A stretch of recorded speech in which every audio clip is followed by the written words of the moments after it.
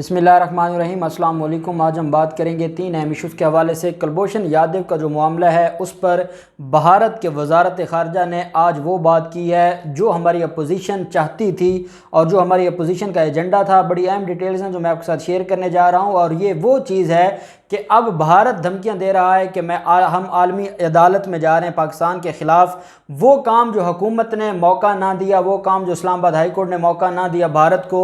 لیکن اپوزیشن کی ایک قرارداد نے بھارت کو یہ موقع دیا ہے، اور یہ اس مقصد کے لیے اور اس ایجنڈے کو پورا کرنے کے لیے پیش کی گئی تھی۔ اس کی اہم ڈیٹیلز ہیں جو میں آپ کے ساتھ شیئر کروں گا۔ ساتھ ہم بات کریں گے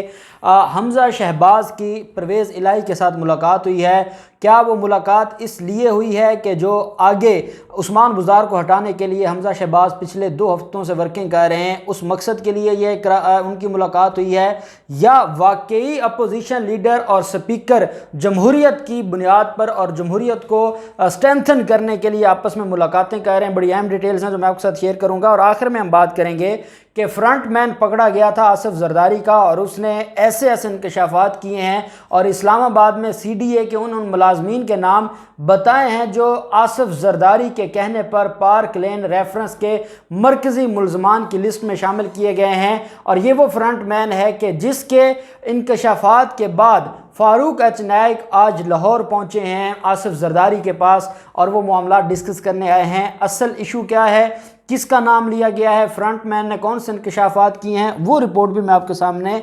شیئر کروں گا۔ پہلے ہم بات کر لیتے ہیں کلبھوشن یادو کا جو معاملہ ہے۔ آپ جانتے ہیں کہ اس معاملے پر بھارت اس کیس کو لے کر گیا تھا عالمی عدالت میں۔ پاکستان کا یہ موقف تھا کہ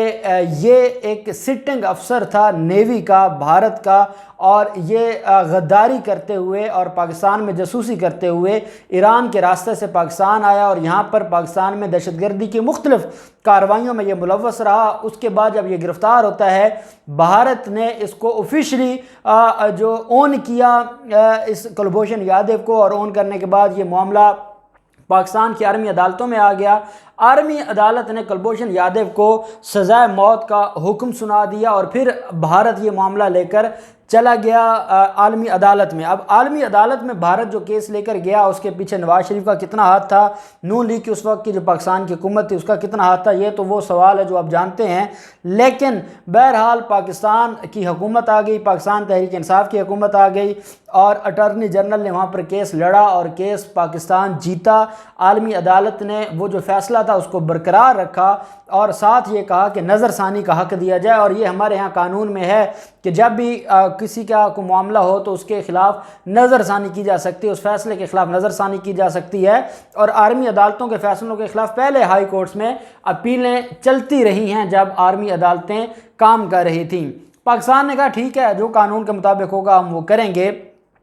اب کیونکہ عالمی عدالتیں ختم ہو گئیں، وہ جو امینڈمنٹ تھی وہ ختم ہو گئی، اور جس کی وجہ سے وہ اپیل ہونی تھی وہ ختم ہو گئی، کیونکہ اس وقت کے اندر اپیل نہیں ہوئی تھی، تو پاکستان نے کیا کیا، اسلام آباد ہائی کورٹ میں ایک درخواست فائل کی اور کہا کہ کلبھوشن کے لیے ایک وکیل مقرر کیا جائے جو اس کے بہاف پر نظر ثانی کرے۔ اب نظر ثانی کے لیے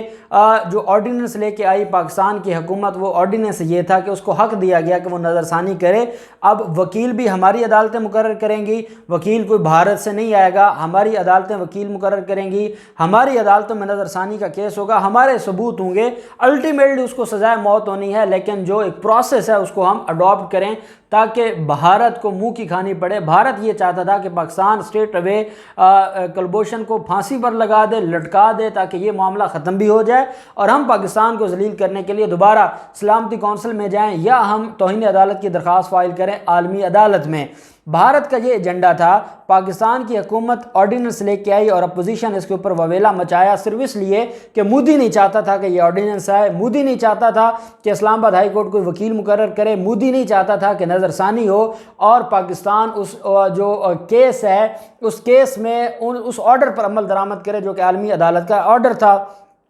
کیونکہ مودی نہیں چاہتا تھا تو وہ بلاول زرداری بھی نہیں چاہتے تھے، وہ مریم نواز اور نواز شریف اور شہباز شریف بھی نہیں چاہتے تھے۔ انہوں نے اس آرڈیننس کے خلاف مذمتی قرارداد پیش کر دی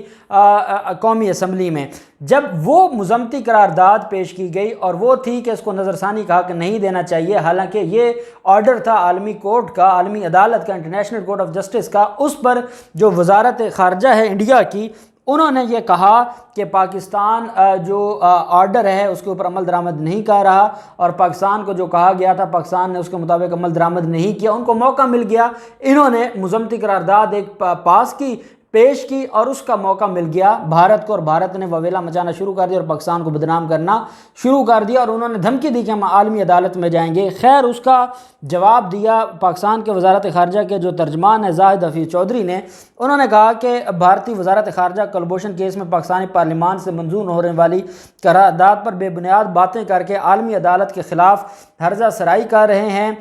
دفتر خارجہ کے ترجمان نے یہ بھی کہا کہ قومی اسمبلی سے منظور عالمی عدالت بل پر بھارتی بیان دیکھا، پاکستان عالمی عدالت کے فیصلے کے تناظر میں اپنی ذمہ داریوں سے آگاہ ہے اور قانون کے مطابق عمل درآمد کر رہا ہے۔ ساتھ کہا کہ پاکستان نے بھارتی جاسوس کلبھوشن کیس میں اپنی ذمہ داریاں نبھائیں۔ افسوس بھارتی حکومت عالمی عدالت کے فیصلے کو غلط انداز سے بیان کر رہی ہے، جبکہ عالمی عدالت نے اپنے فیصلے کے پیرا نمبر 147 میں صورتحال واضح طور پر بیان کی اور واضح لکھا کہ پاکستان کلبھوشن کی سزا پر نظر ثانی کے لیے مذکورہ طریقہ کار اختیار کرے گا۔ ساتھ ترجمان وزارت خارجہ نے یہ بھی کہا کہ عالمی عدالت کے فیصلہ کا پیرا نمبر 146 مکمل وضاحت کے ساتھ ہے، جس کے تحت پاکستان نے کلبھوشن کو پاکستانی عدالتوں میں نظر ثانی کا حق دیا ہے۔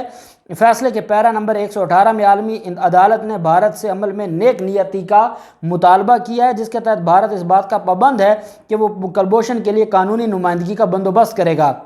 دفتر خارجہ نے کہا افسوس بھارت وکیل کی تقرری روکنے کے لیے دانستہ مہم چلا رہا ہے۔ پاکستان کو بھارت کی منفی سوچ پر اسلام آباد ہائی کورٹ سے رجوع کرنا پڑا، جس میں حکومت نے ہائی کورٹ میں دائر درخواست میں کلبھوشن کے لیے وکیل فراہم کرنے کی درخواست کی۔ دفتر خارجہ نے یہ بھی کہا کہ عدالت نے بارہا بھارت کو پوزیشن واضح کرنے کے لیے مدعو کیا، مگر وہاں سے کوئی نمائندہ شریک نہ ہوا۔ بھارت دانستہ طور پر جو عدالتی امر ہے اس پر سیاست کر رہا ہے اور سارا ڈرامہ کر رہا ہے اور پاکستان کو بدنام کرنے کی کوشش کی جا رہی ہے۔ یہ ان کا کردار ہے ہماری اپوزیشن کا، اور اس پر یہ بھارت اس کا فائدہ لے رہا ہے۔ اب سوال آپ کے ذہنوں میں ہے اور آپ نے خود اس بات کا جواب نکالنا ہے کہ ہماری اپوزیشن کیا ریاست کے ساتھ خیر خواہ ہے۔ دوسری طرف آصف زرداری کا جو معاملہ ہے، پارک لین ریفرنس میں جو سابق ممبر سی ڈی اے میاں وحید الدین ان کو گرفتار کیا گیا تھا، اس نے اب کئی نام اگل دیے ہیں، جس کے بعد نیب نے سی ڈی اے کی کرپٹ افسران کی لسٹ بھی تیار کر لی، اور یہ وہ لوگ ہیں جنہوں نے آصف زرداری کو نوازا تھا پارک لین ریفرنس میں۔ تفصیلات کے مطابق آصف زرداری کے خلاف پارک لین ریفرنس میں جو پیش رفت سامنے آئی ہے، اس کے مطابق گرفتار سابق ممبر سی ڈی اے میاں وحید الدین نے کئی اور نام اگلے ہیں، نام بتائے ہیں، جبکہ سی ڈی اے کی طرف سے جو لسٹ بنائی گئی ہے اس پر اب ان کی گرفتاریوں کا سلسلہ شروع ہو گیا ہے۔ نیب نے میاں وحید الدین کے گھر سے سی ڈی اے کی اہم فائلیں برآمد کی ہیں۔ گرفتار سابق سی ڈی اے ممبر کے بیان کی روشنی میں نیب نے سینئر جو افسران ہیں سی ڈی اے کے، ان کی گرفتاری کے حوالے سے بھی کام شروع کر دیا ہے۔ ذرائع کے مطابق ایک سابق ایڈوائزر کا بھی نام سامنے آ گیا ہے۔ پارک لین کو اراضی کی منتقلی میں سابق ایڈوائزر نے بھی کردار ادا کیا تھا، اور اس سابق ایڈوائزر کے حوالے سے بھی تحقیقات نیب نے شروع کر دی ہیں، اور یہ 12 جون کو نیب نے 118 کنال زمین غیر قانونی طور پر آصف زرداری اور ان کی کمپنی کا نام منتقل کرنے کے الزام میں 2 افراد کو گرفتار کیا تھا، جس میں ایک یہ میاں وحید الدین تھے، اور اب میاں وحید الدین جو ہر طرح سے نیب کو بتا رہے ہیں کہ کس طریقے سے آصف زرداری ان سارے معاملات میں ملوث تھے۔ 14 دنوں کا جسمانی ریمانڈ ملا تھا ان ملزمان کا، اور اس وقت ملزمان جسمانی ریمانڈ پر نیب کے پاس ہیں۔ نیب نے یہ تحقیقات مکمل کرتے ہوئے جو ملزمان ہیں ان سے تحقیقات کر رہے ہیں، اور آصف زرداری کے خلاف بڑی ایویڈنس اور بڑے جو فرنٹ مین تھے یا وہ لوگ تھے جو ابیکٹرز تھے، ان کے نام سامنے آ رہے ہیں، اور اب نیب ان کے خلاف کارروائی کر رہا ہے۔ دوسری طرف ہم یہ بھی دیکھتے ہیں کہ حمزہ شہباز کی ملاقات ہوتی ہے، اور وہ اسپیکر اسمبلی سے بجٹ کے دن ہیں، اتحادی ہیں سپیکر جو پاکستان تحریک انصاف کے، اور آپ جانتے ہیں کہ اسی اجلاس کو لے کر، بجٹ اجلاس کو لے کر جیسے قومی اسمبلی میں تماشا ہوا، جیسے پنجاب اسمبلی میں ڈرامہ ہوا، وہ ساری چیزیں کیا ان حالات میں اپوزیشن لیڈر کا ملنا سپیکر سے کہ یہ کوئی غیر معمولی بات ہے، یا واقعی جو ذرائع کا یہ کہنا ہے کہ یہ کوئی کنسپائریسی بنائی جا رہی ہے، پرویز الہی بلیک میل کرنا چاہتے ہیں وزیر اعظم عمران خان کو، اور اس مقصد کے لیے حمزہ شہباز سے ملاقات کی ہے، اور -1 فارمولہ پنجاب میں عثمان بزار کے خلاف اس پر اب ورکنگ یہ شروع کر رہے ہیں، اور اسی حوالے سے پہلا اجلاس ہوا ہے پرویز الہی اور حمزہ شہباز کا۔ میڈیا کو تو یہ خبر دی گئی کہ وہ جو